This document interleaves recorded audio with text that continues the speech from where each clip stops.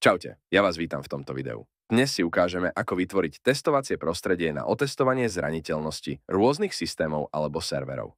Primárne budeme pracovať v prostredí virtualizovaných operačných systémov, a to cez VirtualBox. V krátkosti si ukážeme, ako importovať do VirtualBoxu samotné systémy, ako nastaviť sieť, aby spolu korektne komunikovali a simulovali tak reálne podmienky na sieti. Následne sa vrhneme na tú zaujímavú časť, a to samotné hackovanie. Toto video nebude suchopárny výklad teórie, ale praktické ukážky toho, ako zisťovať informácie na sieti a testovať zraniteľnosť. Nakladajte s týmito informáciami opatrne a neskúšajte ich bez rozmyslu. V prvom rade si stiahneme samotný operačný systém, na ktorom budeme pracovať.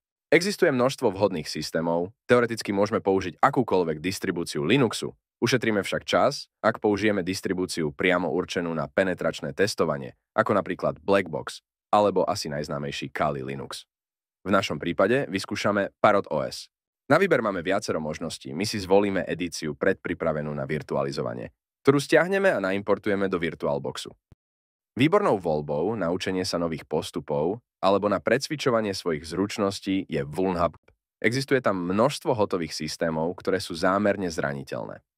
Vašou úlohou je väčšinou získať rúta. Nájdete tam aj zábavné role-play riešenia s rôznou úrovňou náročnosti, kde si napríklad zahráte za Trinity z Matrixu, ktorá sa snaží preniknúť do počítača v Morpheusovej lodi.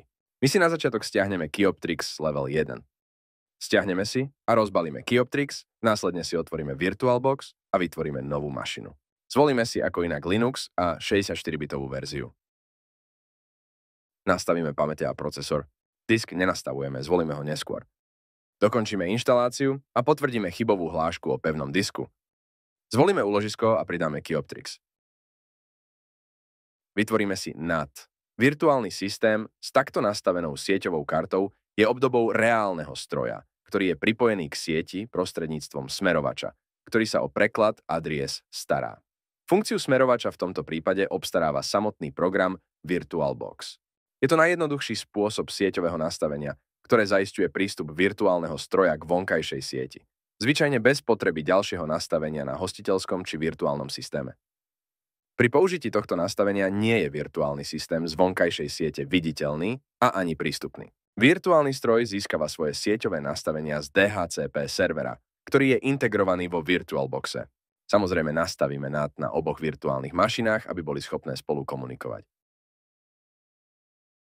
Ak máme hotovo, môžeme si spustiť oba systémy.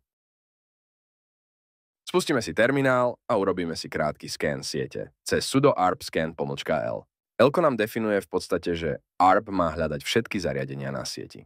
Skúsime cez Nmap mrknúť na 10.02.4, ktorý bude pravdepodobne náš Kyoptrix. A zadáme mu parametre S, V, ktoré mu hovoria, že má testovať otvorené porty na určenie informácií o službe a verzii a pomlčka O povoluje detekciu operačného systému. Ako vidíme, je to skutočne Kyoptrix. Zo získaných informácií sa môžeme zamerať na dve, a to info o SSH na porte 22 a Samba. SSH si ale necháme ako poslednú možnosť, pretože by sme ho pravdepodobne museli riešiť cez brute force útok. Ešte rýchlo dotiahnem Searchsploit, ktorý je výborným nástrojom na vyhľadávanie exploitov. Ako som spomínal, zameriame sa na Sambu. Samba alebo SMB je názov sieťového protokolu, ktorý poskytuje zdieľaný prístup k objektom v sieti a interakciu medzi uzlami. Okrem iného sa používa na prístup k zdieľaným súborom a tlačiarňam.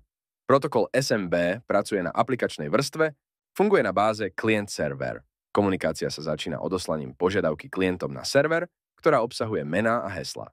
Spustíme si Metasploit a zistíme, aká verzia Samby je spustená na systéme, ktorý chceme exploitovať. Pomocou príkazu setrhost definujeme IPčku. A spustíme príkazom run.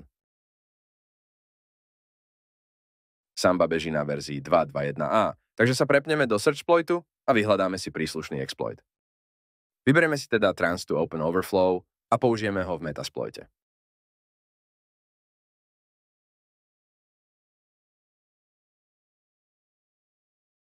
Nastavíme si payload, aby sme získali reverzný shell, zadefinujeme IPčku a odpálime to.